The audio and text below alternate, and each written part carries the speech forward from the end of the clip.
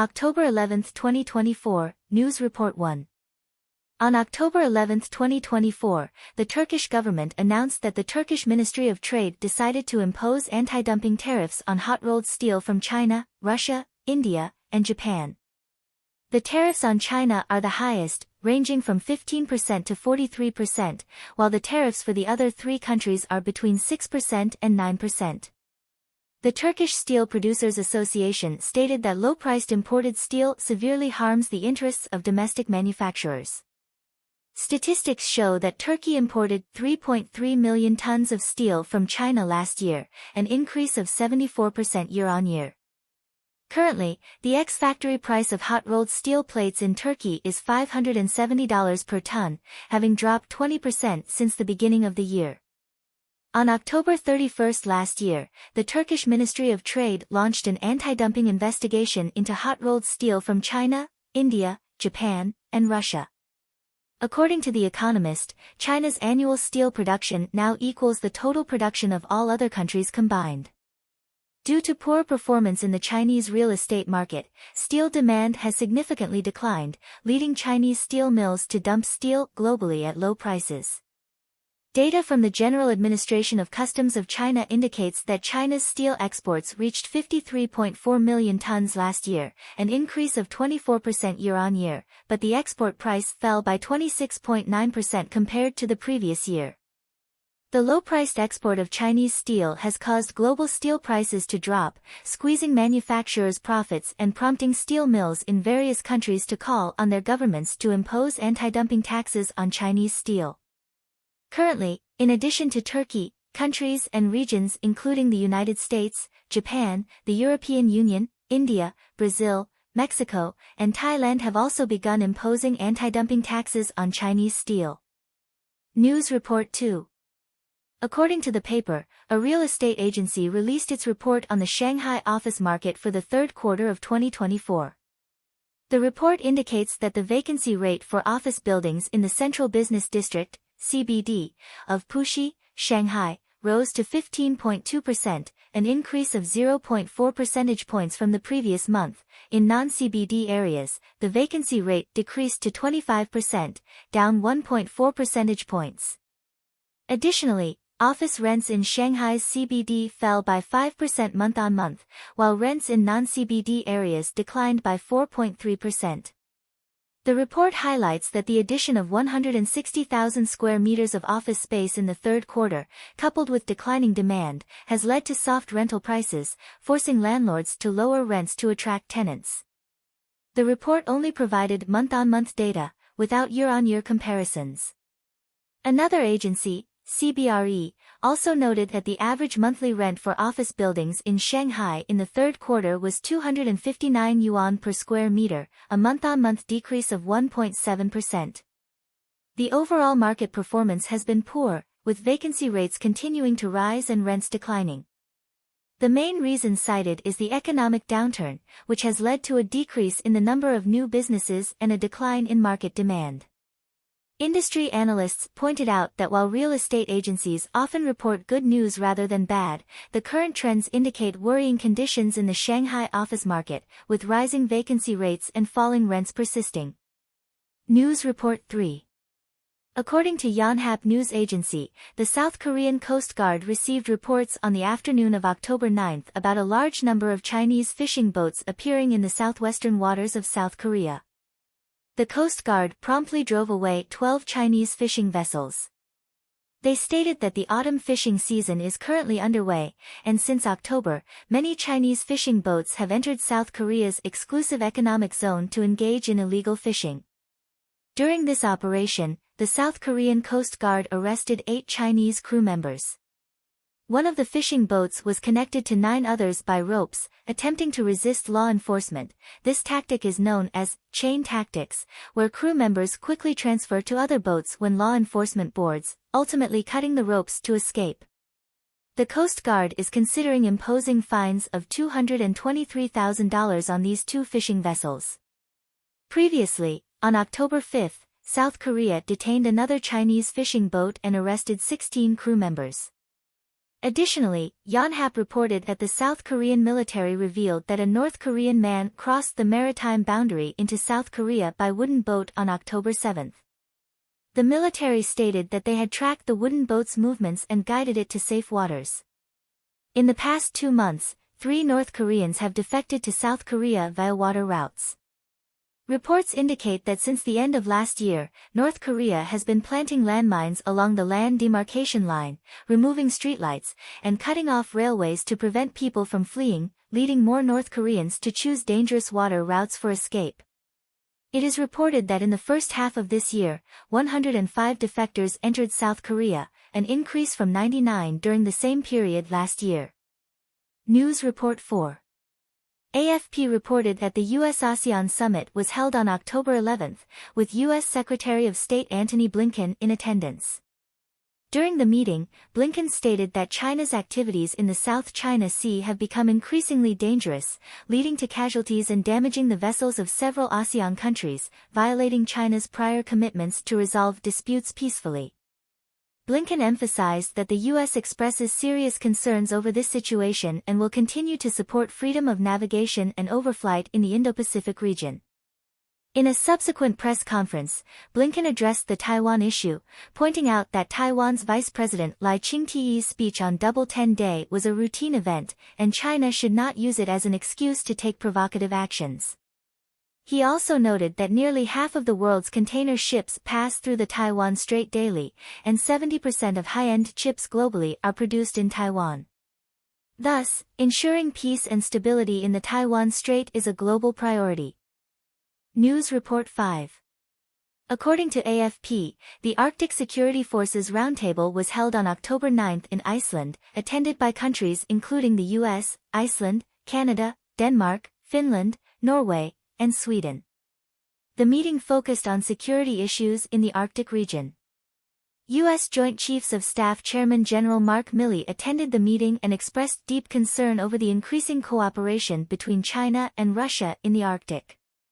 Milley urged allies to pay attention to the activities of China and Russia in the Arctic and to strengthen cooperation to enhance mobility and awareness in the region to maintain security and stability. Milley also noted that in September, the navies of China and Russia conducted joint military exercises in the Sea of Japan and the Sea of Okhotsk, located along one of the 2 main routes from China to the Arctic. Furthermore, China has conducted naval exercises in the North Pacific and near Alaska, and has collaborated with Russia in joint aerial and naval patrols. In early October, Chinese and Russian Coast Guard vessels conducted joint patrols in the Arctic Ocean. According to a report from the U.S. Naval Institute, China claims to be a near-Arctic state and aims to promote its military-civil fusion strategy through the Ice Silk Road to expand its influence in the Arctic. In July, the U.S. Department of Defense released a new Arctic strategy for 2024, calling for the U.S. and its allies to enhance cooperation to address potential security threats posed by China and Russia in the Arctic and to maintain peace and stability in the region. News Report 6. Xinhua News Agency reported that during the National Committee of the Chinese People's Political Consultative Conference, CPPCC, Standing Committee meeting on October 11, Li Xiaopeng was appointed as the Deputy Director of the Economic Committee of the CPPCC.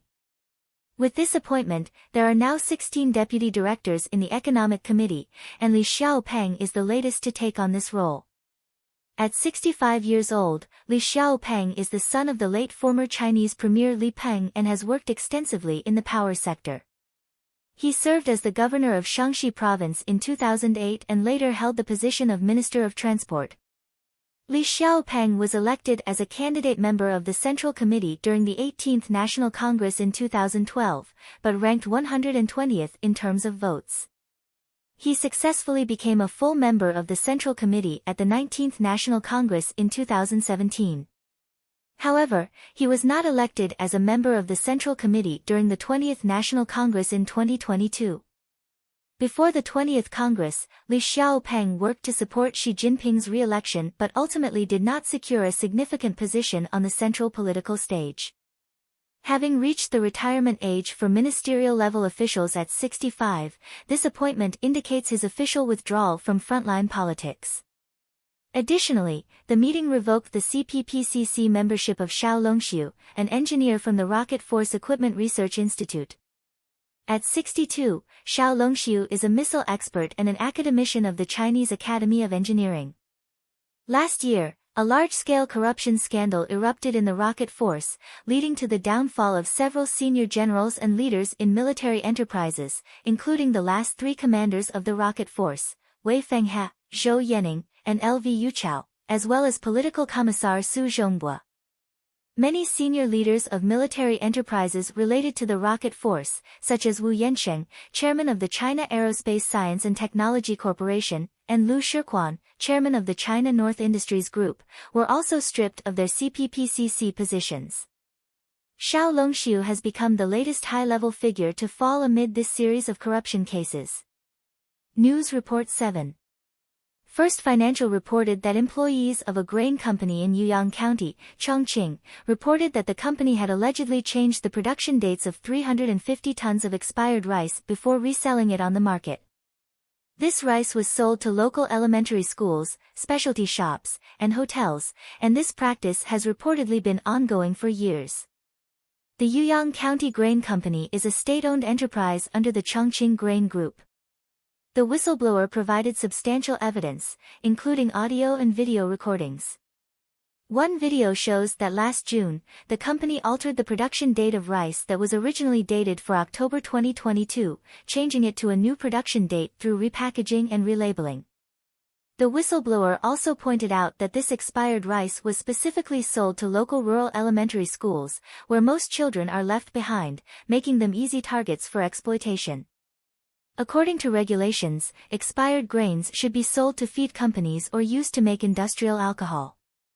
However, to increase profits, the Yuyang County Grain Company chose to falsify the dates and sell this expired rice as normal food. Investigations by First Financial also revealed that the Chongqing Grain Group had accumulated massive debts while investing in multiple projects, including 21 projects in Brazil, Argentina, Guangdong, and Jiangsu, all of which failed, leading to losses of 5 billion yuan and placing the company in significant financial distress. The whistleblower reported the issue to the Yuyang County Market Supervision Administration as early as May, and the administration has announced that an investigation has been initiated. News Report 8. Asia Radio reports that the police in Chengdu, Sichuan Province, arrested Chinese human rights lawyer Lu Siwei on October 10 on suspicion of crossing the border illegally. That evening, Lu was transferred to a detention center. The incident dates back to July of last year when Lu attempted to travel to the United States to reunite with his wife. He first went to Laos, planning to enter the U.S. through Thailand, but was arrested by the police in Laos.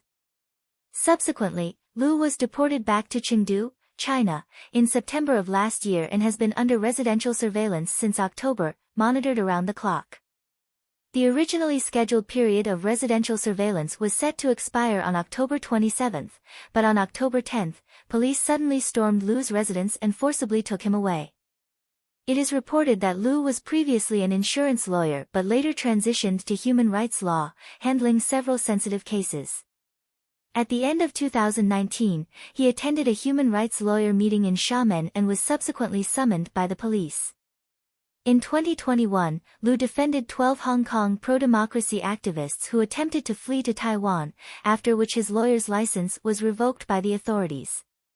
This arrest further demonstrates the Chinese government's severe crackdown on human rights lawyers, especially those who dare to handle sensitive cases. Lu Siwei's case has garnered widespread attention both domestically and internationally, sparking discussions about China's judicial system and human rights situation. News Report 9.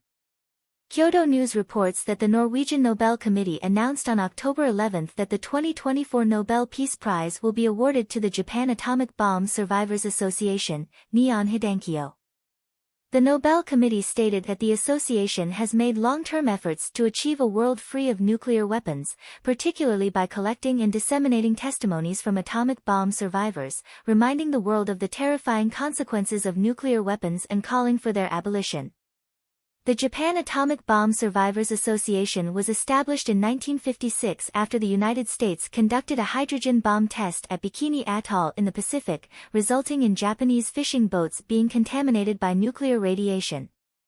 The association's members are primarily survivors of the atomic bombings of Hiroshima and Nagasaki. Its mission is to reveal the disasters caused by nuclear weapons through the experiences of survivors, thereby promoting a global movement for the abolition of nuclear weapons.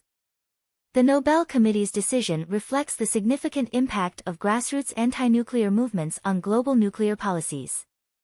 This is the first time in many years that a Japanese organization or individual has received the Nobel Peace Prize since former Prime Minister Eisaku Sato was awarded in 1974. News Report 10. According to Hong Kong 01, October 11th is the Double Ninth Festival, and Hong Kong citizens enjoy a 3-day holiday. According to data from the Hong Kong Immigration Department, as of 4 p.m. that afternoon, 510,000 Hong Kong citizens had crossed into mainland China, with the vast majority choosing to go to Guangdong for shopping. The Luohu, Lok Ma Chau, and Shenzhen Bay ports have become the busiest crossing points. Traffic near the Shenzhen port was extremely congested that morning, with buses, minibuses, taxis, and private cars filling the bridge, and long queues at the port. The Immigration Department stated that crossing the border takes about an hour. The crossing time at the Hong Kong-Zhuhai-Macau Bridge's Zhuhai port also takes approximately 40 minutes. Some Hong Kong citizens indicated that Shenzhen has more entertainment options and lower costs compared to Hong Kong, leading many to choose to shop and entertain in mainland China.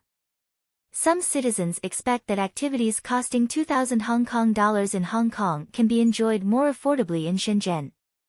Additionally, some citizens traveled across the Hong Kong-Zhuhai-Macau Bridge to Zhuhai to enjoy seafood, hot springs, and spa treatments, spending about 500 Hong Kong dollars in a day, believing the value for money is very high. News Report 11. On October 10, Tesla launched its new autonomous taxi, the Cybercab. The design of this vehicle is inspired by the Cybertruck, featuring OE doors and a layout without a steering wheel or pedals, equipped with Tesla's full self-driving software. CEO Elon Musk stated that production of the Cybercab is planned to start in 2026, with a price of under $30,000 and long-term operating costs of 20 cents per mile. During the launch event, Musk mentioned that the Cybertruck will have monitored full self-driving capabilities in its early operations, but as technology advances, it will ultimately achieve fully autonomous driving, allowing passengers to arrive at their destination upon waking. The content presented at this event was largely consistent with previous market information, leading to a 7% drop in Tesla's stock price before the market opened on October 11. In addition, Tesla showcased an autonomous bus and a humanoid robot. This robot is capable of walking, dancing, and even taking on some household chores and childcare tasks. Each robot is expected to be priced between $28,000 and $30,000. Musk's goal is to fundamentally transform the taxi industry. If the Cybercab performs as he anticipates, it could have a significant impact on the traditional taxi industry.